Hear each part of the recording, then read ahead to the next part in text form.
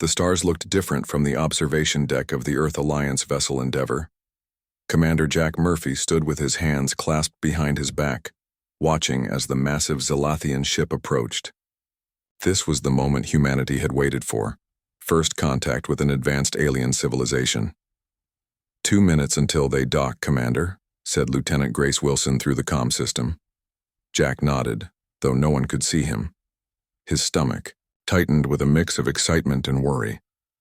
Humanity was about to meet the Zalathian Collective, a group of alien species who had been traveling the stars for thousands of years. Time to make history, he said to himself, straightening his uniform before heading to the docking bay. The diplomatic team waited nervously as the airlock cycled. Dr. Olivia Reed, the mission's chief anthropologist, stood beside Jack. Her dark eyes were wide with anticipation. "Remember," Jack whispered, "they communicate primarily through words, but their body language is important too. Watch their eye stalks." Olivia nodded. "I've studied all the preliminary data we have. Still doesn't feel like enough." The airlock hissed open, and the aliens stepped through. Jack had seen images, but nothing prepared him for seeing the Zalathians in person. They stood nearly 7 feet tall with slender bodies covered in iridescent scales. Their forearms moved, with careful precision, and their large eyes swiveled independently on flexible stalks. Ambassador Zortek led the group, his scales shifting to a formal blue-green pattern. "Greetings, humans of Earth. We bring peace and knowledge from the stars." Jack stepped forward. "On behalf of Earth and all humanity, we welcome you to the Endeavour. I am Commander Jack Murphy." The initial meeting went well. The Zalathians were polite, curious, and seemed genuinely interested in learning about humans. They exchanged basic information about their worlds, governments, and technologies. That evening, the Earth crew hosted a small reception for their guests. Chef Ben Harris had prepared a special meal with food safe for both species to enjoy. The atmosphere was relaxed as humans and aliens cautiously began to know each other. "Your ship is impressive for such a young species," said Zortek, sipping a bright purple liquid from a glass. "How long has your kind traveled between stars?" "Just 60 years, Jack replied proudly, "though we've dreamed of it for centuries." Zortek's eye stalks twitched with surprise. "So recent. My own first voyage was over 300 years ago." A sudden silence fell over the nearby humans. Olivia leaned forward. "You personally have been traveling space for 300 years? "Yes," Zortek said casually. "I am still considered quite young among my people. Our eldest council member is approaching her 4,000th year." Jack couldn't hide his shock. 4,000 years? The Zalathians looked at each other, their scales shifting to patterns Olivia recognized as amusement. "And what is the typical lifespan of your species?" asked Sub-Minister Krell, another member of the delegation. "With modern medicine, many of us reach 100 years, said Olivia. "Our oldest recorded human lived to be 122. The Zalathian's scales rippled in what seemed like shock, then settled into a pattern Olivia hadn't seen before. She made a mental note to study it later. "How unfortunate," Zortek said finally. His tone was gentle but couldn't hide his pity. "Such fleeting existence as you have." The mood in the room changed instantly. Jack felt that 3 weeks after first contact, humanity was invited to the Galactic Summit on the neutral space station Harmonious. The massive ring-shaped station housed representatives from over 30 spacefaring civilizations. Earth's delegation, led by veteran diplomat Ryan Collins, arrived with high hopes. Ryan had spent 30 years in diplomatic service. At 62, his hair had turned silver, but his mind remained sharp. Captain Samantha Kelly, a younger officer, with bright eyes and a quick smile, stood beside him as they entered the Grand Council chamber. "Remember," Ryan whispered, "we're here to listen more than speak. First impressions matter." The chamber buzzed with conversations in dozens of languages. Aliens of all shapes and sizes filled the room. Some floated in special tanks, others hovered on anti-gravity platforms. The Earth delegation took their assigned seats in the very back of the hall. "Not exactly prime real estate," Samantha muttered. The summit began with formal introductions. Each species presented their history, achievements, and contributions to galactic peace. When Earth's turn came, Ryan spoke clearly and confidently about humanity's rapid technological advancement and eagerness to join the galactic community.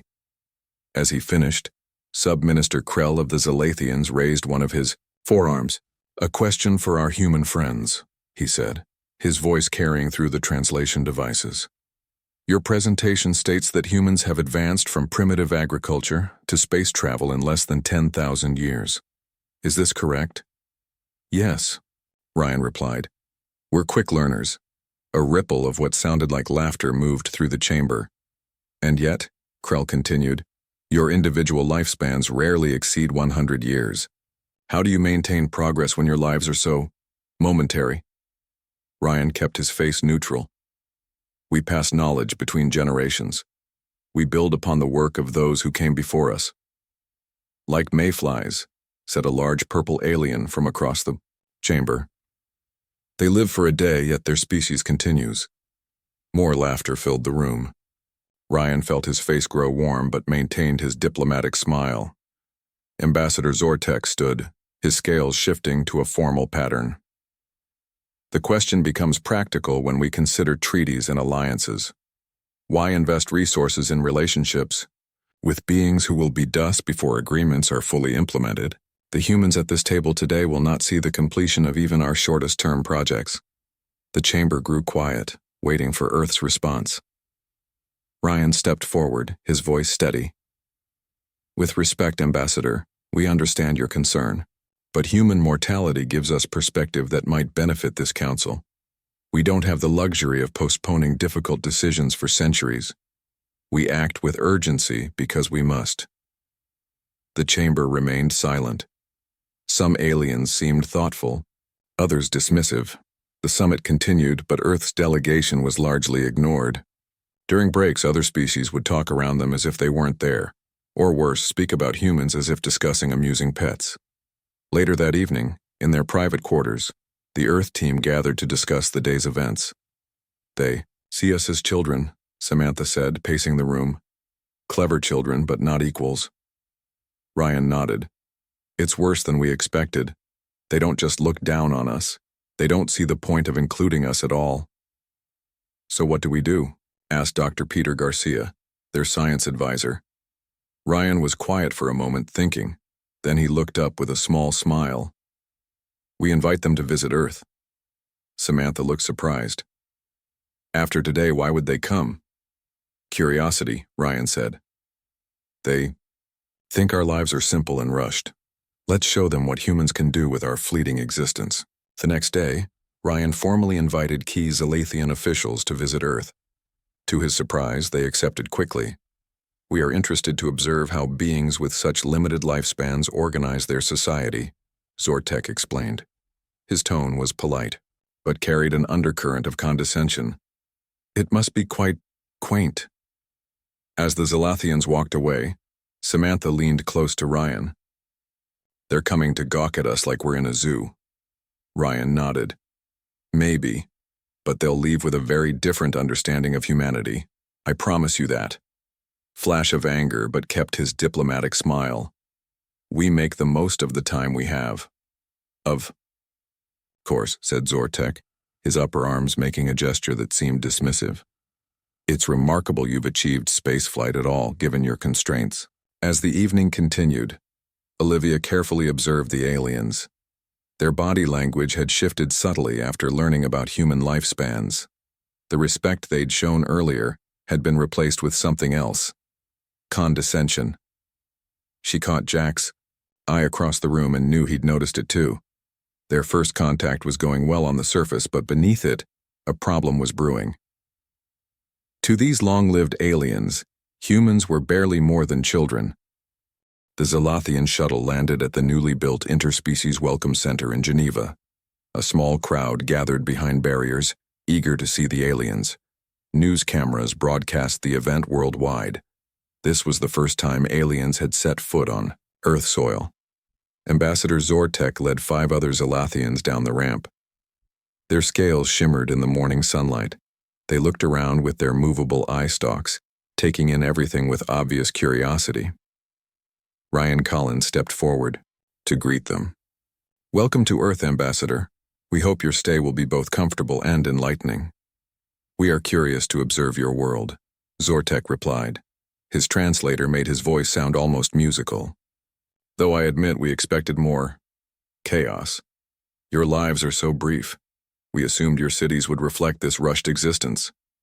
Ryan smiled politely. You might be surprised by what you find here. He introduced the Zelathians to their guides. This is Alan Foster, a retired physicist who has agreed to show you our scientific facilities. Alan was 92 years old with a full head of white hair and bright, alert eyes. He walked with a slight stoop but moved with purpose. He extended a hand to Zortek. Pleasure to meet you. I've been looking forward to discussing quantum mechanics with someone who might have some fresh ideas. The alien seemed surprised by Alan's age and mental sharpness, and this is Kate Martinez, Ryan continued. She will show you our cultural achievements. Kate was 35, with dark hair pulled back in a neat bun. She smiled warmly at the visitors. I'm a concert pianist. I'll be performing tomorrow evening, and you're all invited to attend. The Zelathians followed their guides to a waiting vehicle. The plan was to show them a cross-section of human life over the next week. Their first stop was MIT, where Alan had worked for 60 years. They toured laboratories where humans of all ages worked on problems from clean energy to space travel. This student here, Alan said, pointing to a young woman bent over complex equipment, is developing a new type of fusion reactor. She's been working on it for just 3 years. 3 years? Asked Sub-Minister Krell. On my world, such research would take at least a century before any progress was made. We don't have a century, Alan replied simply. Later that day, they visited an art museum. Kate showed them paintings and sculptures created throughout human history. This artist painted over 500 works in his lifetime, she explained, pointing to a Van Gogh. Yet he only painted seriously for about 10 years before his death.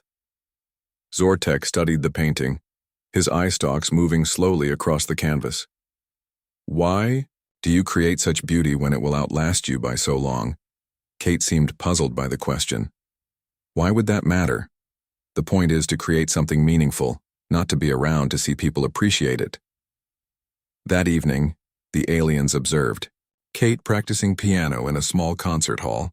She played intensely for 3 hours straight. You'll perform tomorrow? Zortek asked when she finished.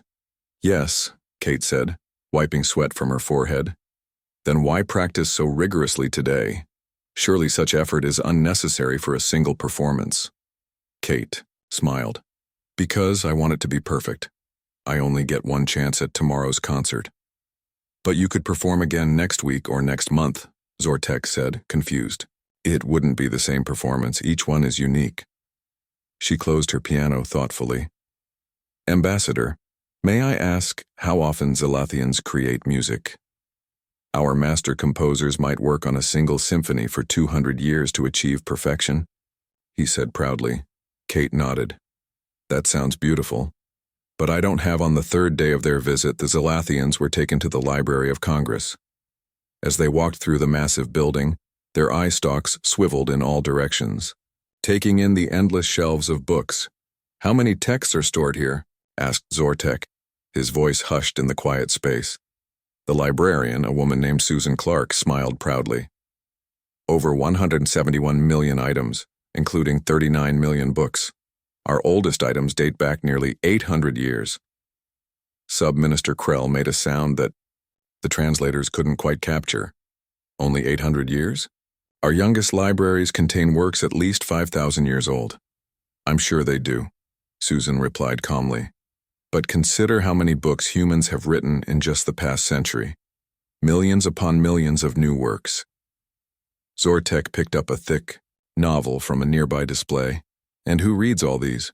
Surely no single human could read even a fraction of what exists here.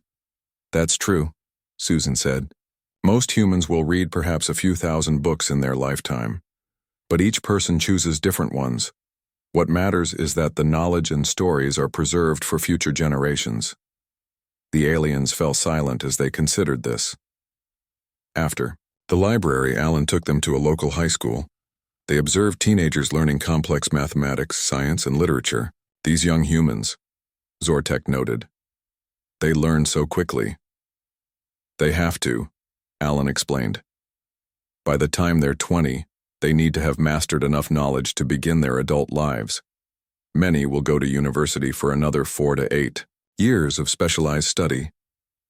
On our world, said a female Zalathian named Valamore, the basic education period lasts at least 120 years.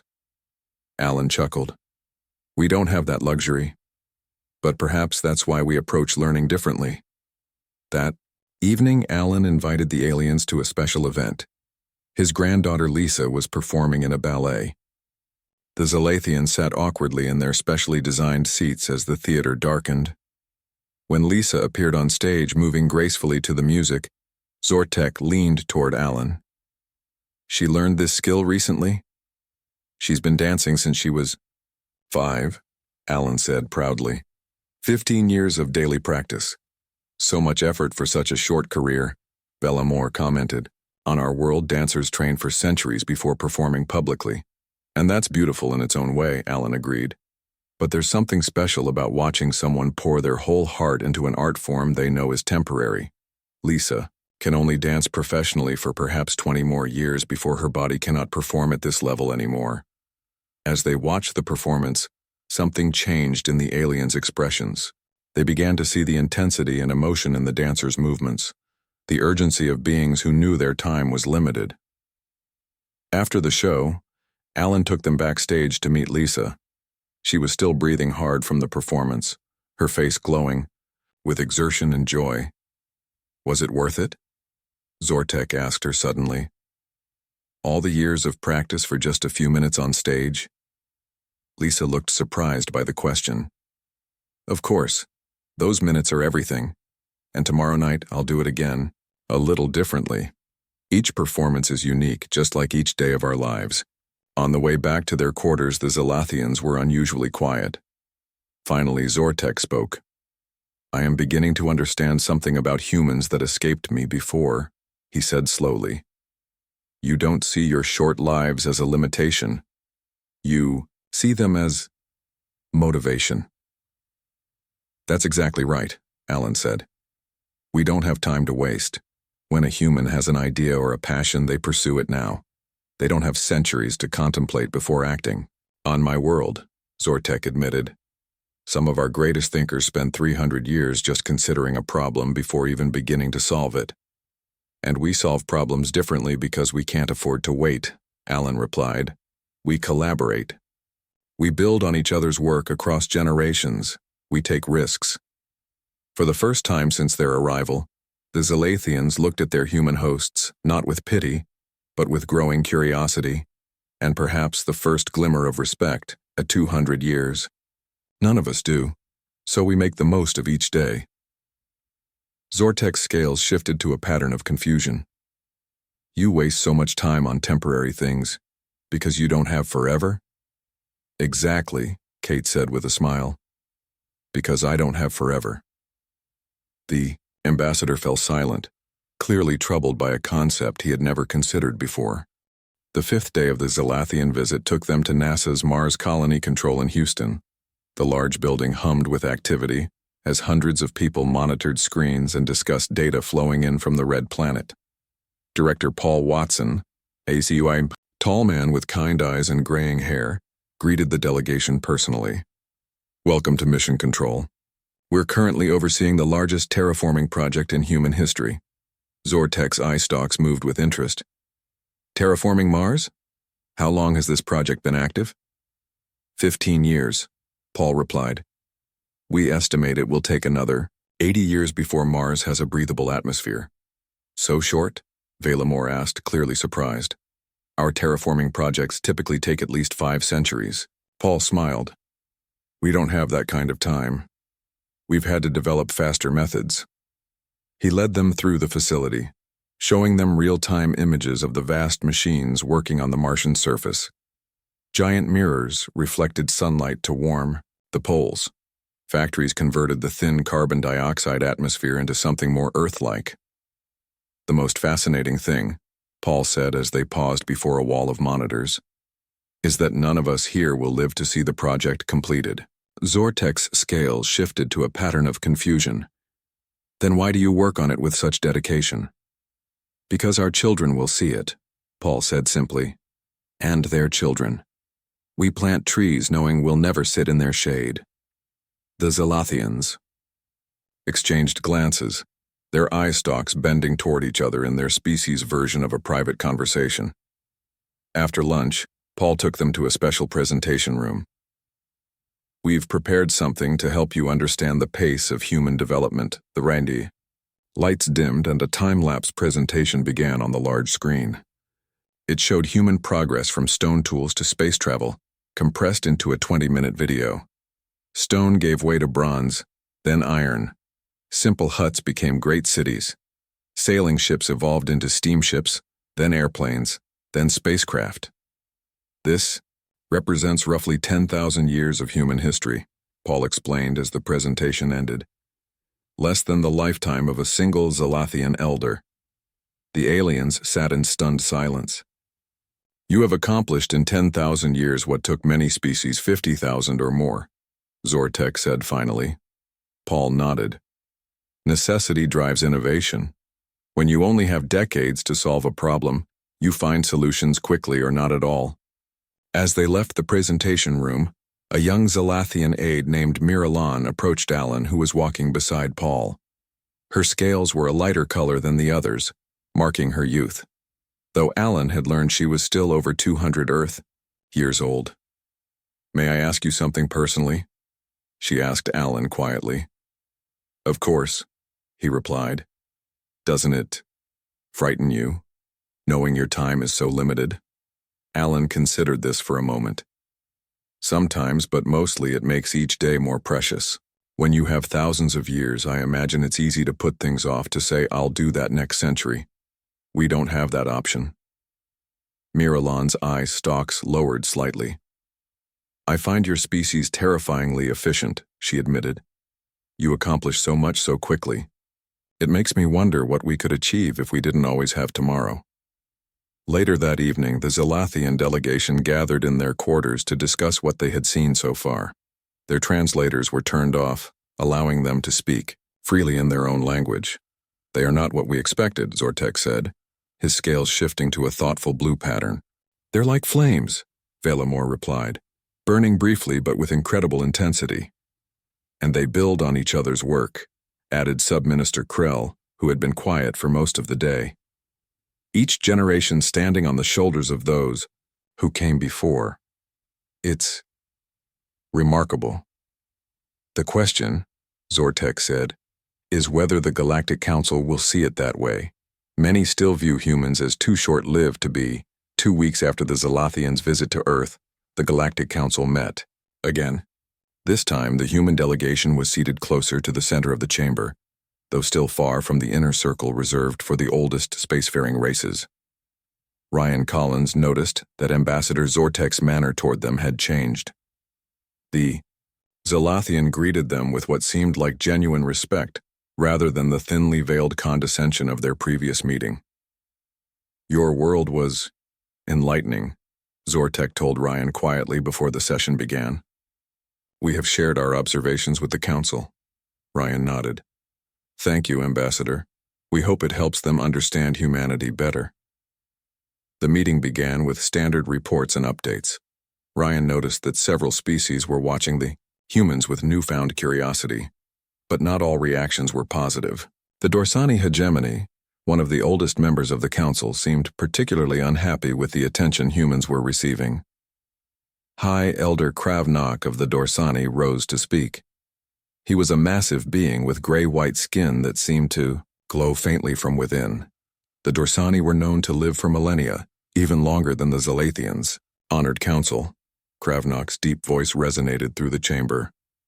I have heard much talk about the humans in recent days. Some suggest they deserve a greater voice in our affairs, despite their youth and fleeting lifespans. He paused, his 6 eyes blinking in sequence. I propose a test. If humans truly possess valuable perspectives due to their compressed existence, Let them prove it by solving a problem that has stumped even the greatest minds of the Dorsani for centuries. The chamber erupted in murmurs. Ryan exchanged a concerned glance with Captain Samantha Kelly.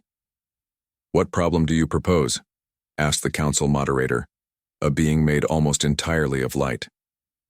"The Lorvani mathematical theorem," Kravnak replied, with what seemed like a smile. "It has resisted solution for over 700 years. If humans can solve what we could not, perhaps they do deserve our attention." Ryan felt a chill. He had no idea what the Lorvani theorem was, but he knew a trap when he saw one. "And how long would Earth have to solve this problem?" asked Ambassador Zortek, his scales shifting to a pattern Ryan couldn't read. "Given their claims of rapid innovation," Kravnak said with obvious mockery, "one standard galactic year should be more than sufficient." 1 year. Ryan knew this was considered an absurdly short time frame by alien standards. For beings who measured progress in centuries, a single year was practically nothing.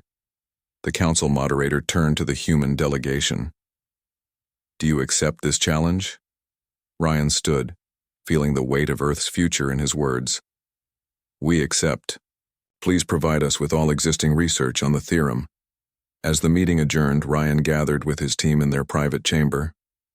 "What exactly did we just agree to?" Samantha asked, her face tight with worry. "I'm not sure," Ryan admitted, "but we couldn't refuse without losing all the ground we've gained."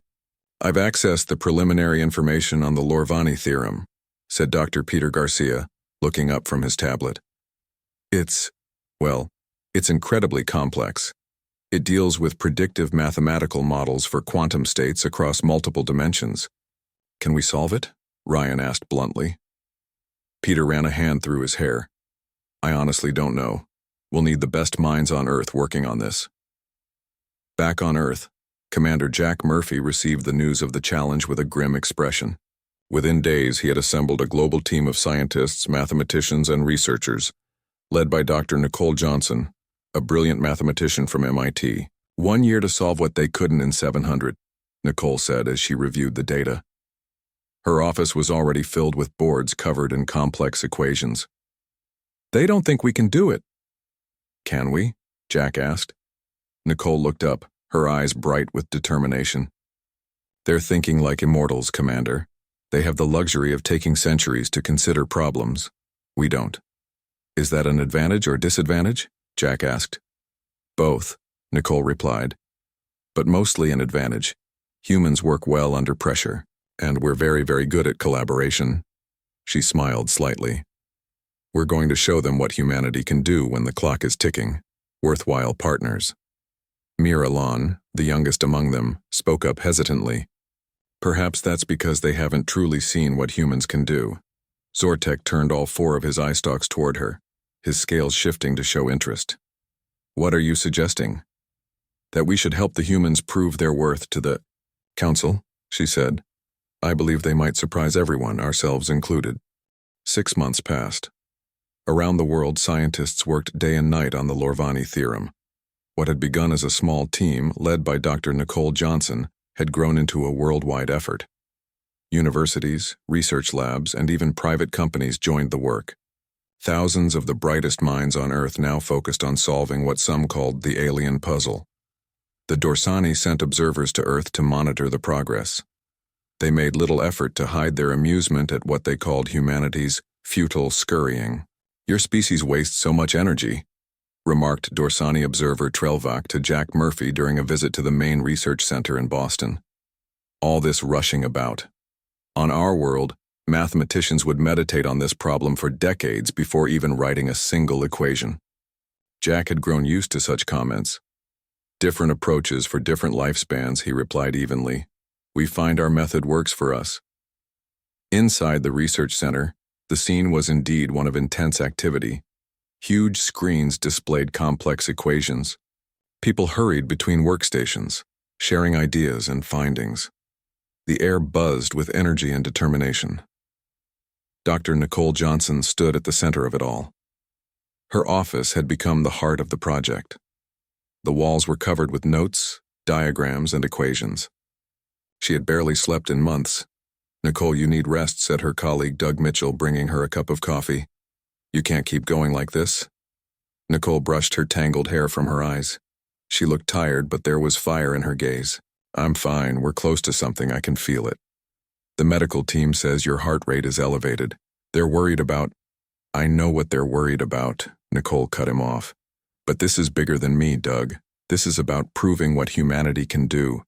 The next week, Nicole collapsed during a meeting. The doctors diagnosed extreme exhaustion and ordered complete rest, but she refused to stay away from the work for more than 2 days. "We have less than 6 months left," she told Doug from her hospital bed. "I can rest when we're done." The Dorsani observers reported back to their leaders that the humans were working themselves to illness in their desperation. High Elder Kravnak shared these reports with the Galactic Council, describing humans as frantically grasping at what they cannot comprehend. But something unexpected was happening. The worldwide collaboration was bearing fruit. Ideas flowed between countries and disciplines.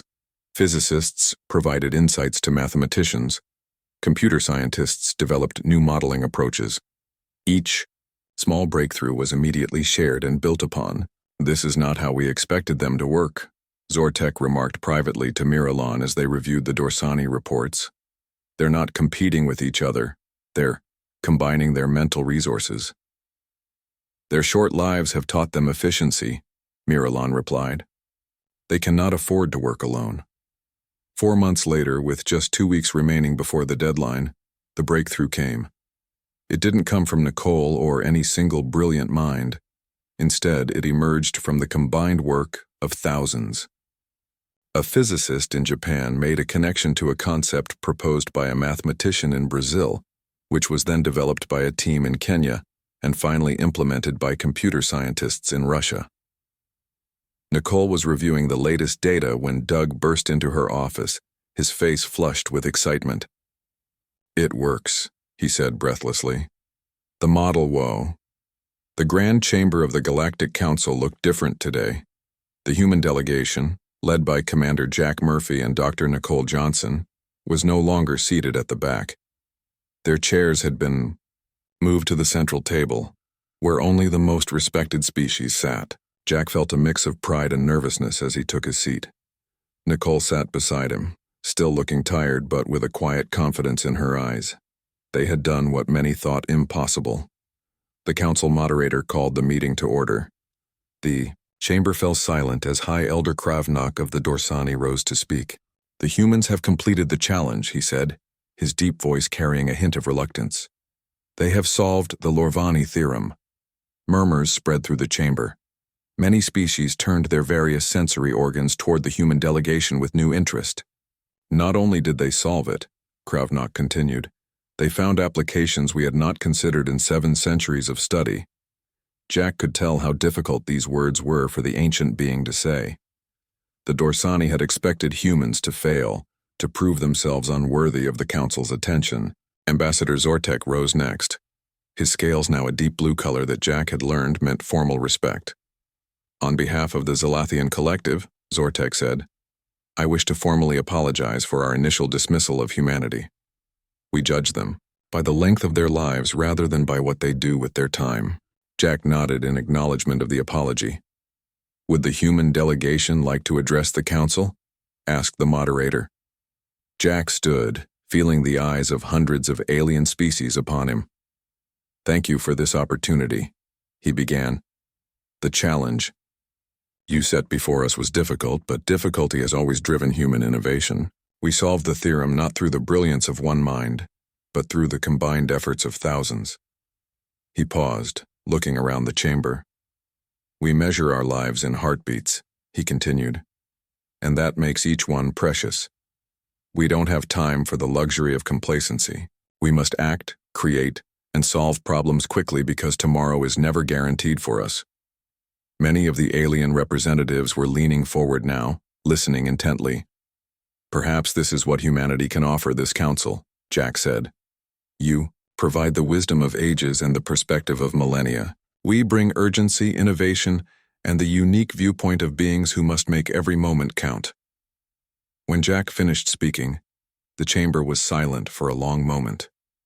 Then, one by one, representatives began to signal their approval in their various ways, lights flashing, appendages waving, scales changing color. The council moderator spoke. The council proposes a new collaborative initiative.